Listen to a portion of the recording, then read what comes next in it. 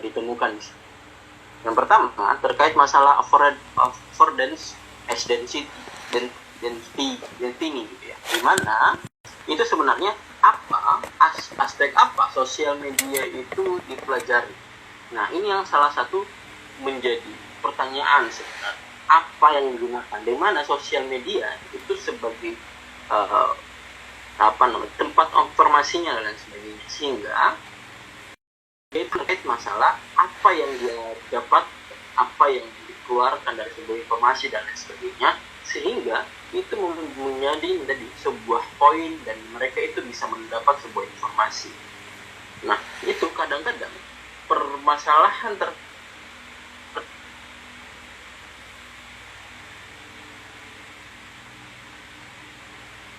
terkait yang terjadi disinformasi ataupun disinformasi. Ini paling pertama sebenarnya terkait masalah affordance as density gitu. Terus yang kedua, atau siapa gitu ya. Bagaimana one effect fits all first, di mana itu sebenarnya siapa yang berefek dengan sosial media dan bagaimana. Ini kalau misalnya kita lihat bagaimana dia itu merealisasikan efek dari sebuah grup, sehingga terjadi sebenarnya kesalahan sebuah informasi. Jadi ada seorang leader misalnya, kalau misalnya teman-teman lihat drone empirit, kalau misalnya teman-teman lihat, jadi informasi itu bisa terpetakan siapa yang key leadernya, key of opinion, kuncinya itu kelihatan gitu ya, dan sebagainya. Itu banyak yang digunakan, sehingga informasi itu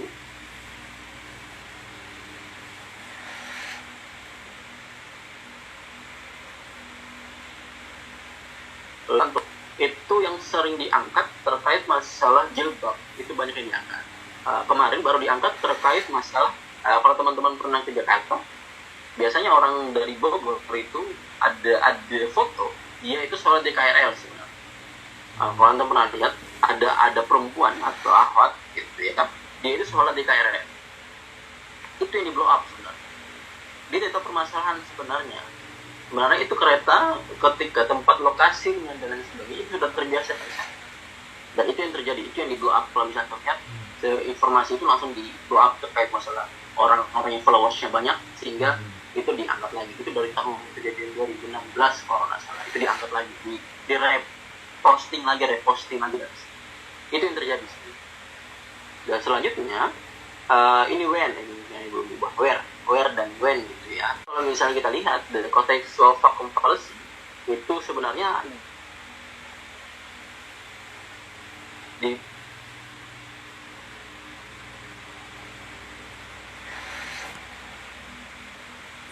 perbedaan memberi kita tentang terkait masalah arah, bagaimana kita tahu terkait masalah informasi tersebut dari mana dan kapan itu terjadi, sehingga kontekstual terkait masalah informasi.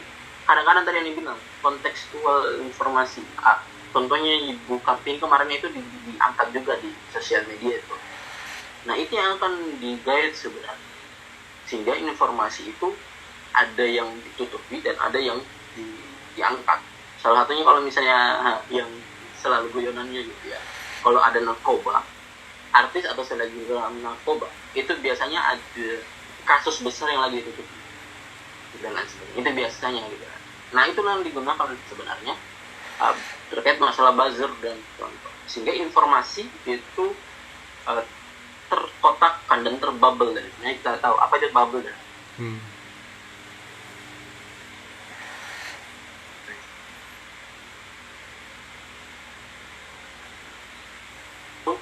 filter bubble. Jadi filter bubble ini salah satu yang permasalahan terkait masalah informasi yang ada di HP Antum. Misalnya Antum buka Tokopedia atau mungkin buka Shopee atau buka apa, tiba-tiba Antum misalnya cari sepatu bola, Antum cari misalnya celana atau apa dan sebagainya, tiba-tiba Antum buka Facebook, Antum buka Instagram, ads-nya atau iklannya itu pasti muncul terkait masalah celana. Benar nggak kira-kira kalau Antum ya? Iya, betul. Terus tiba-tiba Antum misalnya sering buka di explore Instagram, antum sering buka terkait masalah motor atau aksi mahasiswa, atau misalnya motor, atau misalnya antum yang Ivan biasanya itu ya, akan lihat ya, dia buka-buka tentang misalnya cewek-cewek dan sebagainya. Explore-nya kelihatan seperti itu.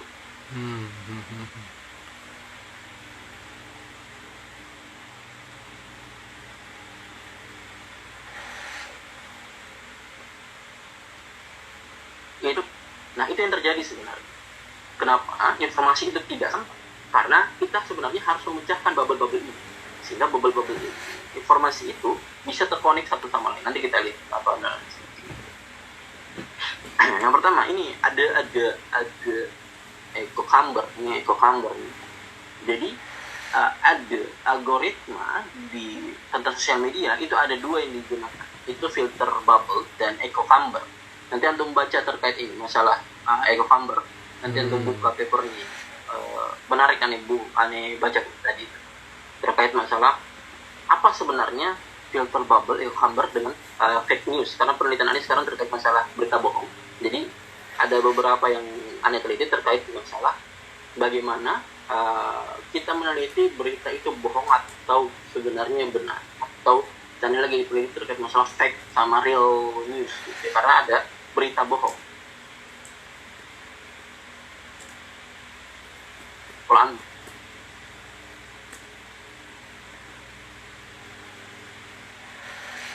Tiba-tiba misalnya ada rando.com tiba-tiba bikin berita, dan berita itu tersebar seperti yang pernah dibongkar narasi itu yang terkait masalah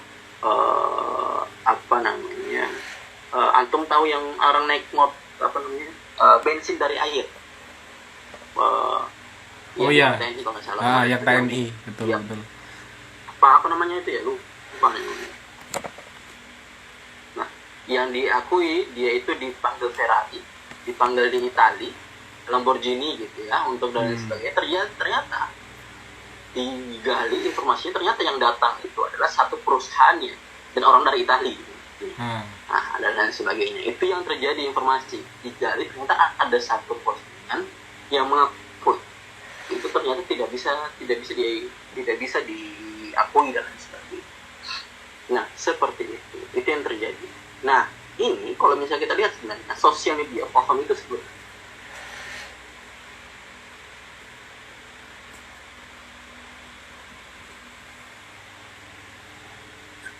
buka, dan antum itu berbeda. Kalau Ani suka buka misalnya motor, akan terbuka motor. Antum buka terkait masalah gunung misalnya, antum suka gunung gitu ya, muncul semua itu, sehingga informasi itu dipersonalisasikan, sehingga algoritma filter bubble dan echo chambers itu sebenarnya akan mempopulasi gitu ya. Jadi antum itu dijadikan sebuah informasi, sebuah bubble gitu, sehingga itu dapat meningkatkan terkait masalah ini, fake news, berita bohong. Jadi misalnya antum sering buka terkait gunung, tiba-tiba naudzubillah gitu ya, ada gunung meletus yang tiba-tiba diposting tahun 2000 berapa, dari Google misalnya di Jogja, 2000 berapa ini gitu ya, 12 apa 13 gitu ya, yang tiba-tiba rame, diangkat lagi di 2023. Itu sebenarnya itu ada namanya reuse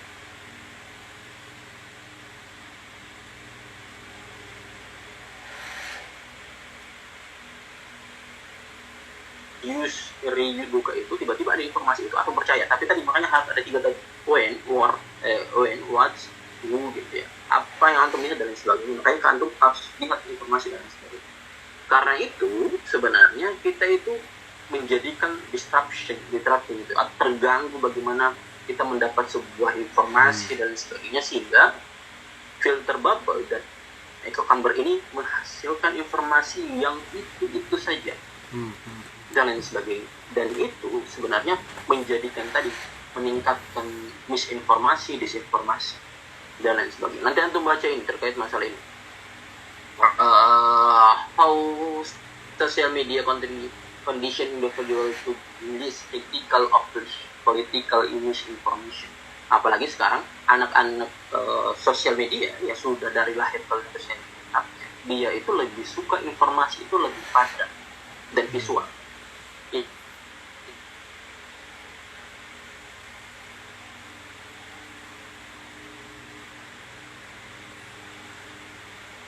Itu yang lebih. Jadi dia tidak suka berkat bubble ini. Sebenarnya kita itu bisa memanfaatkan antum dan semuanya itu membuat postingan atau membuat sebuah opini itu saling mempost satu sama lain, sehingga antar bubble ini saling terhubung informasinya.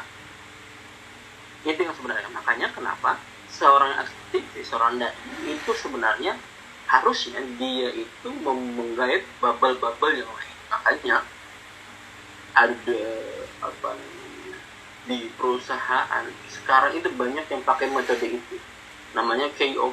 Jadi ada KOL makro, ada makro nano. Jadi dia manfaatkan 1 juta followers, ada 10.000 followers, 1.000 followers. Tapi sekarang berubah lagi modelnya ternyata diambil akun-akun itu yang 1.000.